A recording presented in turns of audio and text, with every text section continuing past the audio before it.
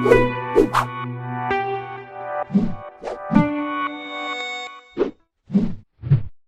this video, we'll set up the foundation of the first level of our game.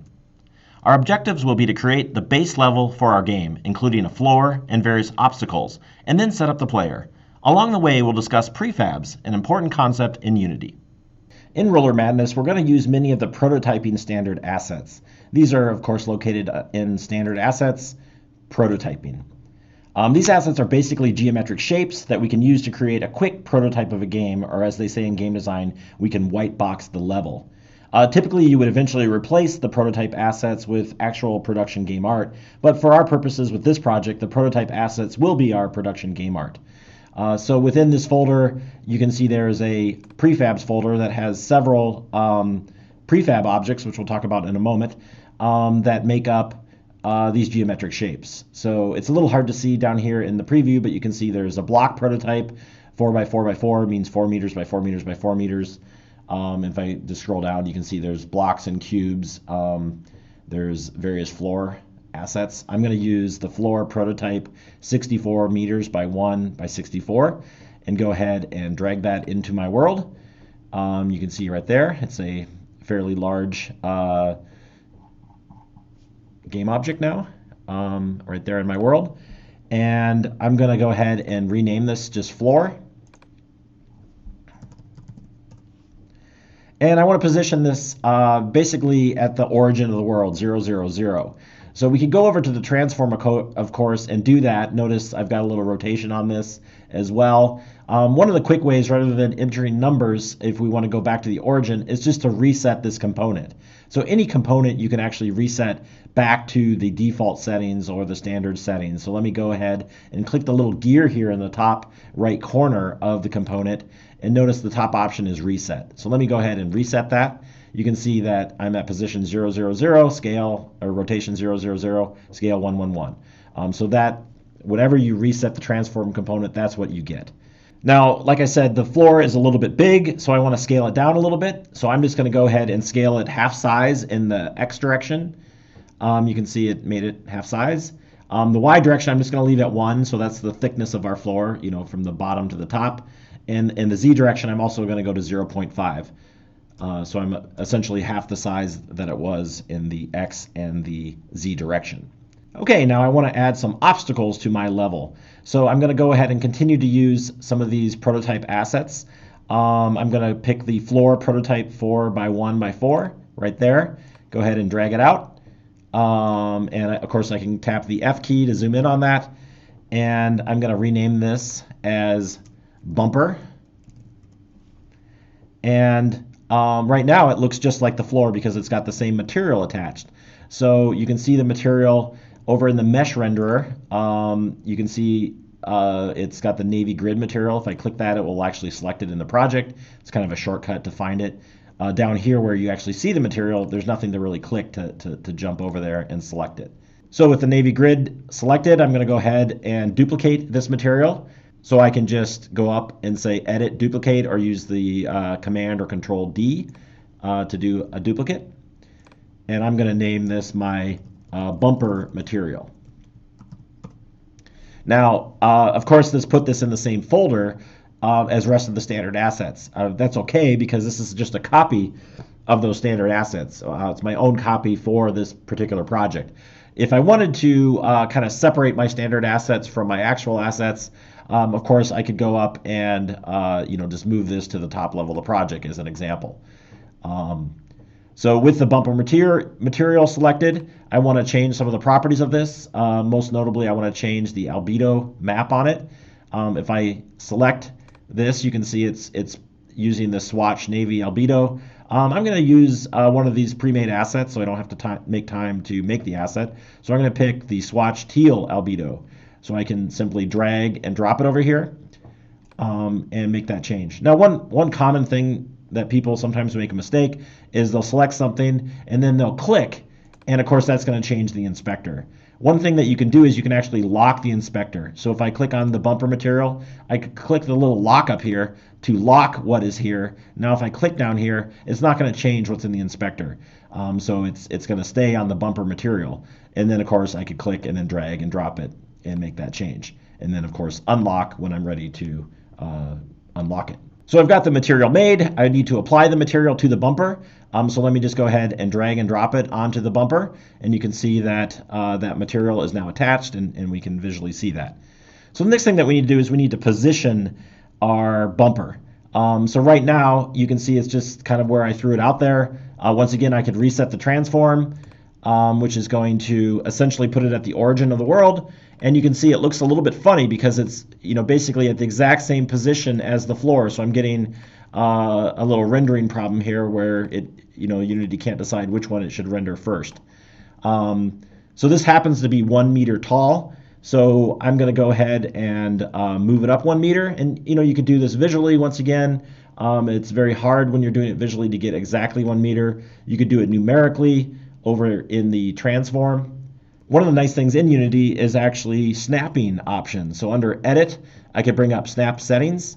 So here you can actually set the snap settings. So right now it's set at 1 meter by 1 meter by 1 meter, and scale settings as well. So let's say I'm visually moving this like here, and I've got it at 0.66 in the Y. I could basically click this snap to the Y, and it will snap to the closest meter. So you can see now I'm at 0, 1, 0. Or I can say snap all axes. So let me just kind of move it off and then say snap all. It's going to snap it to the closest whole numbers here. Once these snap settings are set up, you could actually hold the command key on the keyboard or the control key on Windows, and with that key held down, you can grab any of the axes and then move, and notice it's moving 1 unit at a time. So I'm going to move this a little bit off center. You can move it in whatever direction you want with that key modifier, the command key or the control key, and it will snap to whatever the snap settings are set there in the snap settings options. Okay, I'll go ahead and close the snap settings for now. So we plan to have several bumpers in the world. Whenever we plan to have multiple game objects that are nearly identical, we should make a prefab out of them. Prefabs are essentially a template of a game object that you can use over and over again. By making a game object into a prefab, you then only need to update the prefab itself, and then all the game objects that are built off of that prefab are updated. So the way we actually create a prefab is take your game object and simply drag it into your project. And I'll just drag it here into this sort of open spot below my material, and it's going to create the bumper prefab. I'm going to go ahead and close standard assets for now just to clean up a little bit. So let's also make a prefab for the floor. So I'll show you another way of doing that. Under the project panel, I can say create prefab, and this will make what's called an empty prefab, and I'll call this floor. Notice the bumper prefab is blue shaded. That means there's something in the prefab, where this one is gray shaded, which means there's nothing in there yet. So we can basically grab the floor game object and drag and drop it on that empty prefab, and then it will turn blue. Okay, I like the technique of just dragging from the hierarchy over to the project because it's a shortcut. So now that we've got our bumper prefab created, notice that the game object now at the very top says prefab, so it's connected to a prefab. If for some reason it gets disconnected, it'll say prefab missing here, in which case you need to resolve that issue. So I've got one bumper. Let me go ahead and drag out a couple more bumpers. So let me drag out a second one. Once again, I can go ahead and use my snap settings. So I'll bring up the snap settings and snap to all the axes. And I want to, essentially bring this a little bit off from that prefab. So I will hold down my command key and go ahead and drag that. And I freeform dragged it initially, so it did get off a little bit. So let me numerically just set that back to 7. And let's go ahead and add a few more.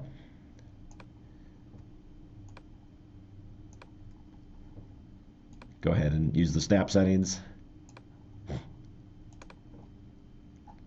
So I want all of them 1 meter high in the Y direction.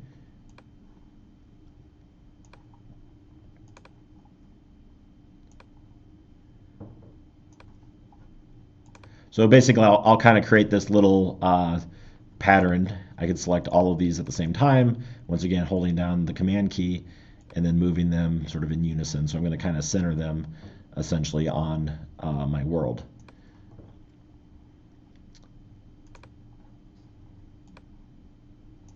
So I've got 4 bumpers out there now. Let me go back to one of the bumpers. And, I might decide later that, these bumpers are a little bit big. So I want to scale them down. So let me select this bumper, and let's set the scale in the X direction at 0.5 and the Z direction at 0.5. And of course, I'll leave it 1 meter tall. So I applied that to this individual game object. So it's built off of the prefab, but it's got these modifications now on it. Now, if I make these changes and I decide, oh, I didn't actually want to do that, I can actually just click revert. So if I click that, it goes back to the settings of the prefab. But let me go ahead and make those changes again, 0.5 and 0.5. And let's say that I do want to propagate these changes back to the prefab. I could go ahead and hit apply here, and notice that it applied it to the prefab and immediately applied it to the rest of the game objects that are built off of that prefab. So this is one of the very powerful things of prefabs. So we've got a floor out, and we've got 4 bumpers. I need to get my player character out. So I'm going to go ahead and close snap settings. For the player character, we're going to use a standard asset under characters. And we're going to use the rollerball standard asset. You can see they have a first-person character, a third-person character, and rollerball. We're going to go ahead into the rollerball, into the prefabs, and grab this prefab. So that's essentially what they're giving us is prefabs that are templated game objects that are all set up and ready to go. So let me go ahead and grab the rollerball, drag it out here. Once again, I can bring it out. I can then reset the transform to put it right into the middle of the world. If I click the F key and zoom in, notice it's actually cut into the floor. I'm going to go ahead and hold down my command key and drag it up, let's say at about 2 meters. So it's a little bit off of the floor to start with. And we've got that game object now in our world. And notice it's got a variety of components. 2 of the most notable things is the ball script and the ball user control script. So this is what actually controls the ball. So without further ado, I could just click play. And my camera's not set up yet, but I can use the WASD keys or the arrow keys and actually roll around this world. So remember the difference between play mode and non-play mode. So I'm in play mode right now, so I can actually test things. I can click on various things, in the editor to see what's happening. But any changes that I make will not take place until I stop play mode. So let me go ahead and click the play button to stop play mode and reset back to the default settings. Okay, let's go ahead and save our scene now since we haven't done that already. I'll go ahead and save the scene as level 1 and store that to our assets folder. Of course, we should save often, all the time, as we work in Unity. Prefabs are a very important concept, so let's review. Once you set up a game object with all of its components, you can convert it into a prefab. A prefab is essentially a template game object. With the prefab, you can make additional game objects. The nice thing about game objects created with a prefab is that if you ever update the prefab, it will automatically update the game objects built from it. Further, you could customize a game object built from a prefab and then revert back to the prefab if you don't like the changes. Or if you customize a game object built from a prefab, you can then apply those changes back to the prefab so that all the other game objects built from that prefab are then updated. Prefabs are a very powerful tool when building games in Unity. Without understanding how they work, prefabs can also pose a major problem for you. We will continue to use prefabs across this project to help reinforce how they work. In the next video, we'll set up the camera.